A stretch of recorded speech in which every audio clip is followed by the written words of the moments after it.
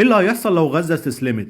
بص يا نجم، عشان تبقى فاهم، اللي قدامك ده قطاع غزة، وتسمى بالاسم ده نسبة لأكبر مدنه وهي مدينة غزة، وقطاع غزة زائد الضفة الغربية هما الاتنين دول بيكونوا دولة فلسطين. أما باقي الأرض اللي قدامك دي غير اللون بتاع فلسطين، ده الاحتلال سرقها وعمل دولة اللي ما يتسموا.